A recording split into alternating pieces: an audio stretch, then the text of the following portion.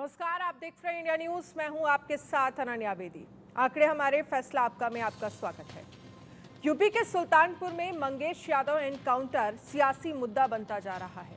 CM योगी ने मंगेश यादव मुठभेड़ कांड को लेकर समाजवादी पार्टी और पूर्व सीएम अखिलेश यादव को निशाने पर लिया है। सीएम योगी ने कहा कि अगर डकैत दुकान पर मौजूद ग्राहकों को ही गोली मार देते तो क्या होता। सीएम योगी ने अखिलेश यादव के रवैये को लेकर कहा है कि ऐसा लग रहा है जैसे इनकी दुखती रग पर पुलिस ने उंगली रख दी है। सीएम योगी ने कहा है कि डकैत किसी भी जाति का हो सकता है, दलित हो सकता है, कोई भी हो सकता है। अगर पुलिस इन डकैतों को नहीं पकड़ पाती तो यही लोग बोलते हैं कि प्रदेश में अराजकता आ गई है। अब अगर पुलिस ने पकड़ लिया है तो सपा को दिक्कत हो रही है। सीएम योगी ने पूछा कि अगर डकैत मर रहा है तो फिर सपा को बुरा क्यों लग रहा है। इधर समाजवादी पार्टी ने एनकाउंटर को जाति से जोड़कर घटना को अलग रंग दे दिया है। इसका कहना है जाति देखकर जान ली गई है।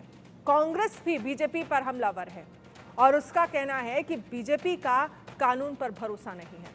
बड़ा सवाल यही है, जब डकैत मारा गया तो इसे जाति से जोड़ना कितना उचित और तर्कसंगत है।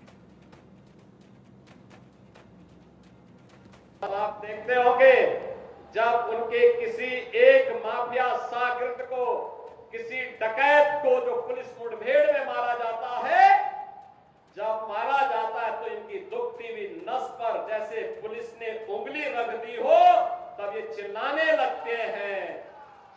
आप मुझे बताओ जो डकैत पुलिस मुठभेड़ में मारा गया,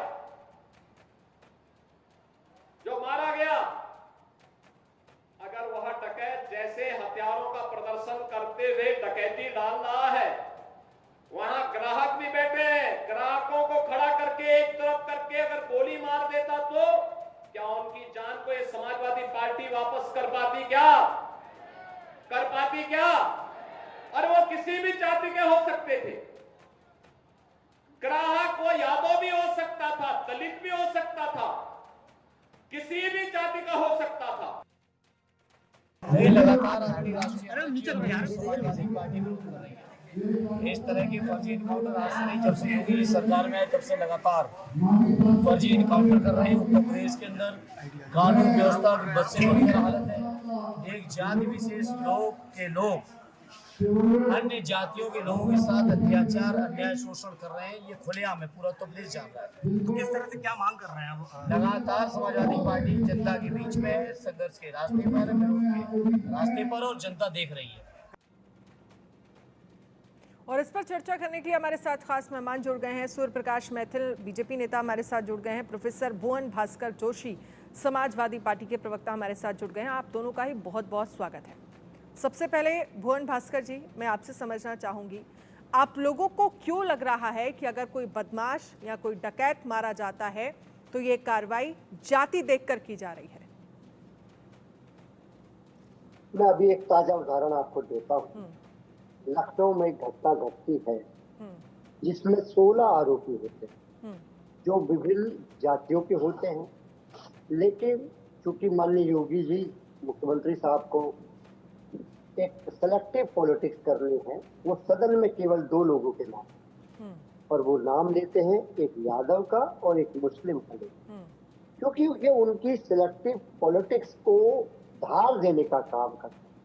अगर वो सबका साथ, सबका विकास, सबका प्रयास वाली विचारधारा पर चलने वाले मुख्यमंत्री होते तो वो 16 के 16 जो उसमें आरोपी थे उनका नाम, लेकिन वो 2 लोगों के नाम लेकर 14 को अवैधान इसलिए देते हैं कि 2 लोगों के नाम उनकी राजनीति को धार देने का काम करते हैं। और यही जो यादव और मुस्लिम है, यही आज भारतीय जनता पार्टी की किरकिरी इसलिए बने हुए हैं कि जिस प्रकार हमारे नेता माननीय अखिलेश यादव जी ने जो पीडीए का नारा दिया, पिछड़ा, दलित, अल्पसंख्यक और अगड़ा समाज, आदि आबादी, उसके बाद 2024 के चुनाव में भारतीय जनता पार्टी का जो उत्तर प्रदेश में सुपड़ा समाप्त हुआ है, तो इससे ये जातियां आज विशेष रूप से सरकार के, उत्तर प्रदेश सरकार के टारगेट में है और इस प्रकार की जो भेदभावपूर्ण नीति है वो हो रही है। और एक मैं आपको कहना चाहता हूँ, एक कस्टोडियल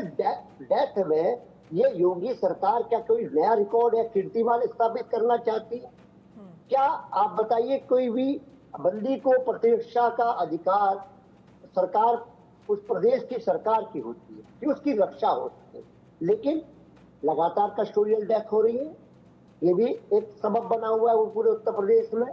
तो क्या उनको कानून का काम अब केवल यही रह गया है कि औपचारिकता रह गया है, आप लाएंगे कैदी को और मार देंगे, एनकाउंटर हो जाएगा?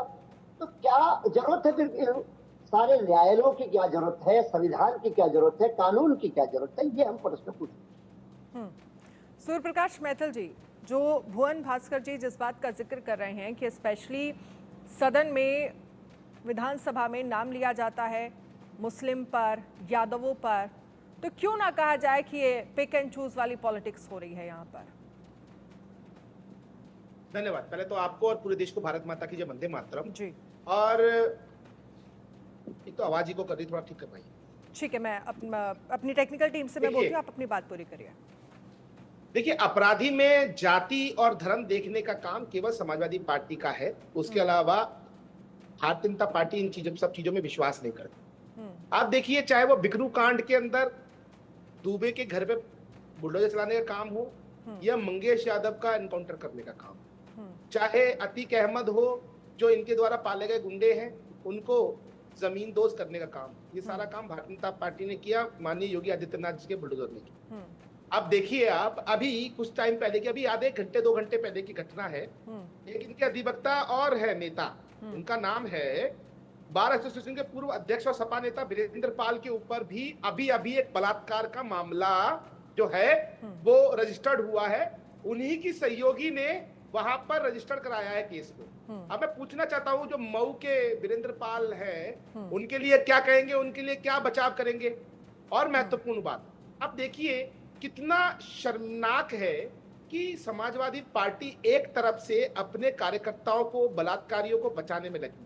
मोहित खान के समय में क्या हुआ? जिस पीडीए की ये बात करते हैं उसी पीडीए के घटक दलित का नाम लेते हैं, पिछड़ा, दलित और अल्पसंख्यक। तो दलित बेटी का बलात्कार किया अयोध्या की, 6 महीने तक किया, 2.5 महीने का गर्भ रहा, और जब पुलिस ने कार्रवाई करी तो यही अखिलेश यादव है जो कह रहे थे डीएनए टेस्ट कराई। आज डीएनए टेस्ट की रिपोर्ट भी आ गई। आज भी मोहित खान इनका महानगर अध्यक्ष है, उनको हटाया ही नहीं। कोई एक ट्वीट मुझे दिखा दे यहाँ पर समाजवादी पार्टी के प्रवक्ता कि ये ट्वीट हमने आधिकारिक रूप से हटा दिया, या अयोध्या के जो जिनको ये राजा कहते थे उन अवधेश जी ने कोई स्टेटमेंट दिया हो या आपके जिलाध्यक्ष ने दिया हो। तो ये इनका कंडक्ट है। ये बलात्कारियों में, अपराधियों में जाति देखते हैं, धर्म देखते हैं, और ये सिलेक्टिव पॉलिटिक्स ये लोग करते हैं। हमारे माननीय योगी आदित्यनाथ जी के राज में लगातार अपराधियों के घर पे बुलडोजर चला बिगर जाति, धर्म, संप्रदाय देखकर। हमें फर्क नहीं पड़ता कि वो ब्राह्मण है, बनिया है, ठाकुर है, जाटव है, और चाहे मुसलमान है, कोई है, यदि वो अपराधी है तो उसका एनकाउंटर भी होगा, गाड़ी भी पलटेगी, बुलडोजर भी चलेगा, और साथ ही साथ पुलिस कार्रवाई करके उसको जेल में भी डालेगी। अब एक महत्वपूर्ण बात आप समझिए, राजनीतिक नफा नुकसान जो है वो केवल समाजवादी पार्टी अपने चश्मे से देखती है, और ये वही काम हो गया 2012 से 17 के बीच में, जिस प्रकार से उत्तर प्रदेश बलात्कार प्रदेश बन गया था, अपराधी प्रदेश बन गया था। आम चुनाव में 35-36 सीटें क्या मिल गई इन लोगों को, इन्होंने फिर वही सिस्टम लाना शुरू कर दिया।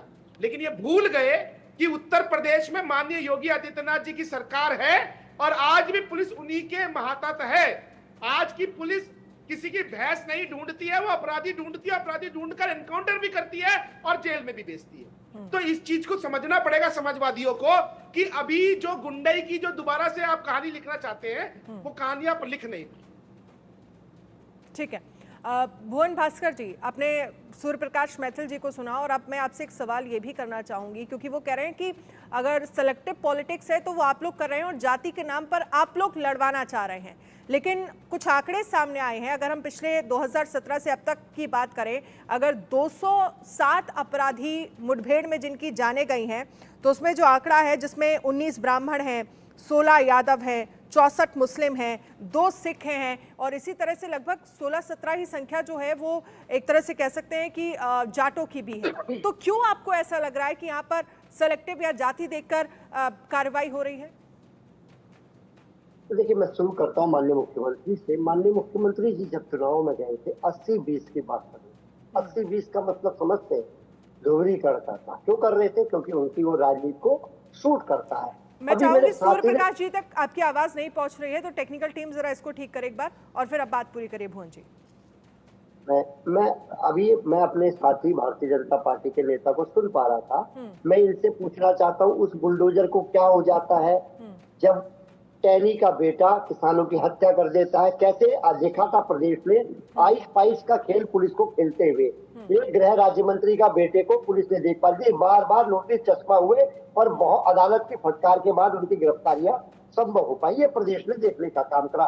योगी सरकार के बुलडोजर में तेल खत्म हो गया था या इंजन खत्म हो गया था? आपने देखा था बनारस में किस प्रकार जो इनके 3 युवा कार्यकर्ता थे, उन्होंने एक बीएचयू की लड़की का रेप करा और आराम से फुर्सत से 2 महीने प्रचार करने मध्य प्रदेश चले गए। और उस समय भी माननीय योगी जी का आप देखे बुलडोजर में तेल खत्म हो गया था, इंजन खराब हो गया था। हमने देखने का काम करा। जो उनका विधायक था सैगर, वो किस प्रकार वो बेटी का रेप भी नहीं करता, बल्कि उसके पूरे खानदान का पूरा खानदान का खात्मा कर देता है। क्या उनकी सैगर साहब के घर पे बुलडोजर चला? क्या ब्रिजभूषण के घर पे कोई बुलडोजर चला? क्या मैं पूछना चाहता हूँ चिन्मयानंद स्वामी के घर पे बुलडोजर चला? नहीं चला, क्योंकि सेलेक्टिव पॉलिटिक्स है। अपने दुश्मनों, अपने विपक्षियों को निपटाना है। लेकिन जो आंकड़े 207 में अलग अलग जातियों के लोग मारे गए हैं, जो अपराधी हैं वो अलग अलग जातियों के अगर मारे जाते हैं, तो क्यों आप ऐसे कैसे कह सकते हैं कि भाई ये सेलेक्टिव पॉलिटिक्स है, जिसमें ब्राह्मण भी हैं, जिसमें मुस्लिम भी हैं, जिसमें यादव भी हैं, जिसमें और शेड्यूल कास्ट के लोग भी हैं, जिसमें 2 सिख भी हैं? तो ये तो हर जाति के होगा ना। अगर कोई अपराधी है, अगर कोई डकैत है और किसी ने अपराध मचा रखा है, फिर तो आरोप आप लोगों पर भी बीजेपी लगा रही है कि भाई जितना बड़ा गुंडा समाजवादी पार्टी में, उसका उतना बड़ा ओहदा। पहले तो आपकी लास्ट वाली बात को पूरा करना जरूरी है। आप विधानसभा के जो विधायक है और मंत्रीगण है, उनका जो चुनाव आयोग का जो शपथ पत्र होता है, उसको देख लीजिए कि सबसे ज्यादा अपराधी अगर किसी राजनीतिक दल में जिन पे मुकदमे हैं, तो केवल भारतीय जनता पार्टी के मंत्री हैं या एमएलए हैं। पहला विषय आपका ये आपको क्लियर कर दो। ये शपथ पत्र सभी के लगा हुआ है, ऐसा नहीं वो कि तो फिर हर पार्टी को कराने की जरूरत है। फिर यहाँ शायद गलत साबित हो जाएंगे भुवन जी आप, वो हर पार्टी को कराने की जरूरत है। इस पर कुछ कहना चाहते हैं सूर्य प्रकाश जी, बोलिए। धन्यवाद। देखिए, अभी समाजवादी पार्टी के प्रवक्ता की जो लास्ट बात है, लास्ट लाइन में अंडरलाइन कर रहा हूँ। चौधरी चरण सिंह जी ने कहा था, जिस पार्टी की जिस गाड़ी पे लगा होगा सपा का झंडा, उसमें बैठा होगा एक गुंडा। ये आज बात कर रहे हैं कि इतने जो कैंडिडेट है उनके ऊपर अपराध है। मैं पहले तो एक बात क्लियर कर दूं, ना तो बलात्कारी, ना हत्या में शामिल और ना बैंक लोन फ्रॉड में शामिल भाजपा का कोई भी नेता मिलेगा। पॉलिटिकल केसेस, लड़ाई झगड़े के प्रीवियस सरकारों ने लगाए हैं, उनको मैं नहीं काउंट करता। लेकिन आप यदि समाजवादी पार्टी के जितने भी कैंडिडेट को मानेंगे, दंगा, बलात्कार, हत्या, फिरौती, आप देखिए ना, अतीक अहमद को अतीक जी कहते थे, ये वही लोग बैठे हैं। इनके शासनकाल में उत्तर प्रदेश में हर जिले में एक माफिया था। अतीक अहमद को 10,000 करोड़ का बड़ा साम्राज्य खड़ा करने में किसने सहायता करी? समाजवादी पार्टी ने सहायता करी। उन्होंने, अतीक अहमद ने सड़क पर लोगों की खाल तक उतारी है समाजवादी पार्टी के राज में। ये हमें बताएंगे। एक और महत्वपूर्ण बात, एक डेटा में देना चाहता हूं, जो आपने 207 लोगों का बताया, 207 अपराधियों का एनकाउंटर पुलिस ने किया है पिछले 7 साल में, और उसके अंदर साथ ही साथ 6,000 से ज्यादा अपराधियों को अरेस्ट भी किया है, घायल हुए हैं वो।